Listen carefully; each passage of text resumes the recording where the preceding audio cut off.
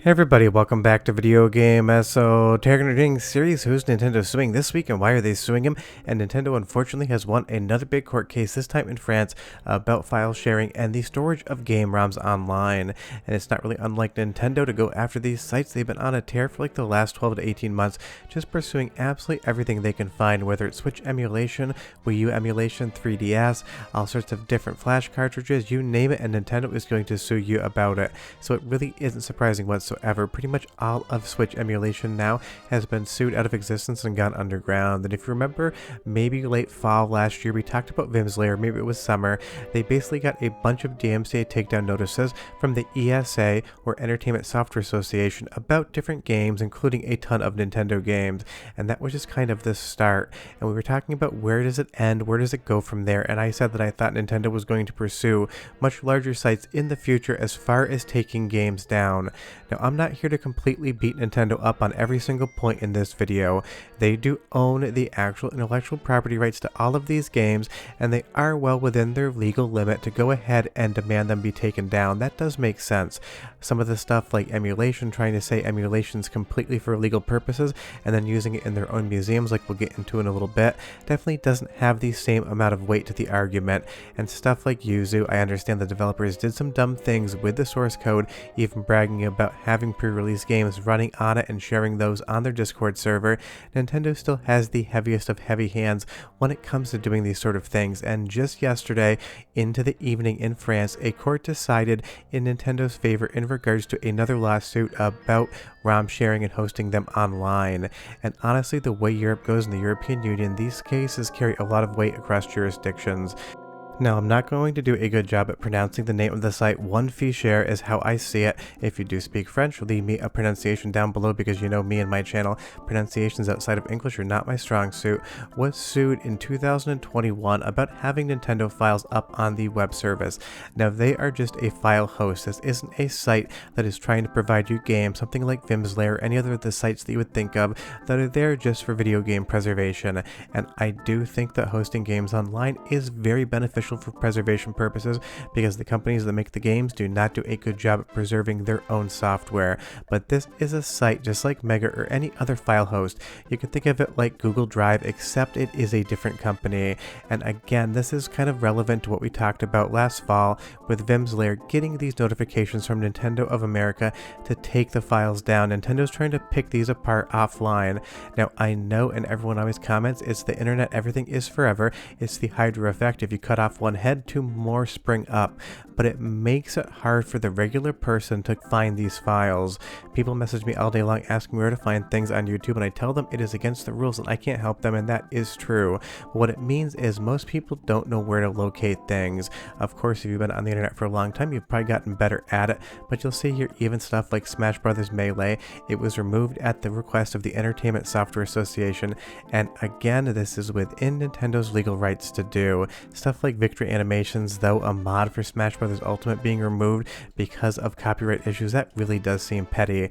And that's the thing, Nintendo is applying this process all the way across the board, from collections of games to things like animation modifications, and that kind of is really just a little bit of a heavy-handed approach. But D-Storage, the parent company of the host, was found to be guilty in this, and now they owe Nintendo something like $2 million. But what this really means is Nintendo is going to keep playing whack-a-mole with these sites until the point in time where your average user is going to basically give up, because they're not going to find what they need. And remember, your average owner and user might have a Super Nintendo in the closet from childhood with 8 game cartridges, but maybe one of the carts doesn't work well anymore. Maybe the cart slot isn't reading games. Think to themselves, well, I'll emulate it, I have it, and then they just can't find it. And it's not just Nintendo, they use these different entertainment groups to actually send these requests out, but in this instance, Nintendo was the one running the lawsuit in French court. And again, it's been like 3 years since this has been an ongoing process, but it's finally been decided today, and that is going to be a very big deal, because again, the European Union treats things differently than the US, and this is going to apply almost to all of Europe potentially in the future. And I love that Nintendo says they promote and foster the development and creativity and strongly support developers who legitimately create new and innovative software. Nintendo, I'm pretty sure you forgot that Pal World and Pocket Pair exist, because I hate this doublespeak language from Nintendo. They try to play the hero, the advocate advocate for the creatives out there, the game developers that are trying, and then they sue somebody else over a mechanic where you throw a ball into the environment and affect the environment around it. And I've done multiple Pal World videos talking about the fact that that describes everything from Madden to Call of Duty with grenades to Fallout to pretty much like 50% of video games ever made. So Nintendo always tries to say that they're there to protect the creative pursuits of developers, and as a working professional creative in film, I do support creative developers and creative artists being able to monetize their work and enjoy the fruits of their labor. But to say that what Nintendo's doing here would be a complete disregard for all of their actual actions, and that's why Nintendo disappoints me so much. They're constantly talking out of one side of their mouth while something completely different is coming out of the other side. And with the Pocket Pair stuff, it is still ongoing, but it is just more of a track record of Nintendo doing whatever the hell they want. They've gotten a little bit too big for their britches, for lack of a better term, and now they're going to be throwing their weight around with absolutely everything, whether it is file host or something like Pal World, and that again is going to be really interesting to see what happens moving forward. Nintendo has a brand new console coming out, the Switch 2. We don't have a Switch 2 release date yet, I don't think, at least, but when that comes out, maybe I'll do a video on it.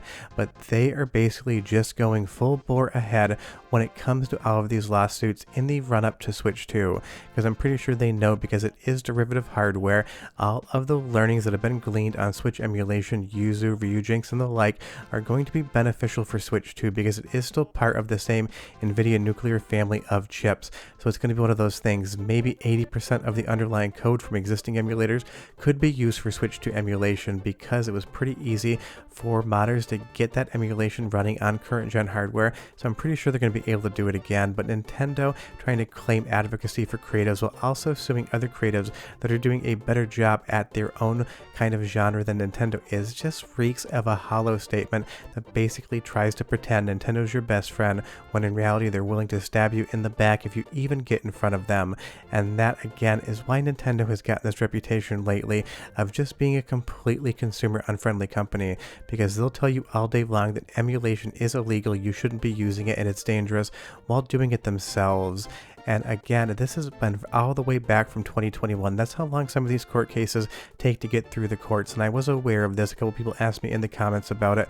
But remember, for every file host that just hosts anything, there's a site like archive.org that could absolutely be decimated with something like this.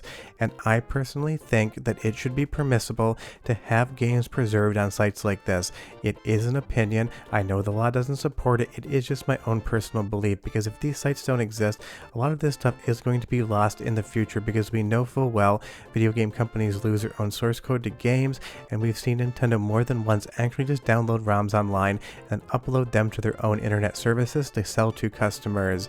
And it's one of those things, maybe D-Storage didn't do the right thing, and maybe they should have 100% lost this court case, and I'm not surprised they did whatsoever, but it's still going to have a chilling effect on how things go forward, because now that Nintendo has one win in their pocket, they're going to go for more. That's what Nintendo does. They love to run these things in batches. They're trying to send a message to everyone: you better comply with what we say when we say it, or else we're going to absolutely try to nail your asses to the wall. Even if Nintendo was found to be using emulation in their own museum in Japan, which was surprising. It's one of those things. Nintendo has all the hardware and software in the world, and they even found that using emulation was an easier experience for them, and that is what the home user finds as well. Emulation can be an easier way to enjoy games you legally own. If I have a Super Nintendo and a cartridge of Super Mario World and I find emulating it easier than actually playing on the original hardware, that is my right as a consumer. That's everyone's right as a consumer. So for the fact of Nintendo to say that ROMs are illegal, emulation is bad, you should not be using it, and then to do it in their own museum just reeks of hypocrisy, and that really is why Nintendo is ending up looking like the villain in this entire thing. Do as we say, not as we do. They're playing the golden rule. Whoever has the gold sets the rules, so they can do whatever the hell they want while basically suing everyone else into oblivion if they don't like it. And that again is just the Nintendo of 2024 and 2025, and honestly I feel like it's going to be going on for the rest of the year. It'll be interesting to see how this court case affects things moving forward, but I can guarantee you for video game preservation it's not going to be beneficial. And before you go down in the comments below and say ROMs aren't preservation, you can totally make that argument and you may have a valid point. I'm just telling you how I feel. But that's what Nintendo's up to. We are done. I'll see you next time. Bye bye.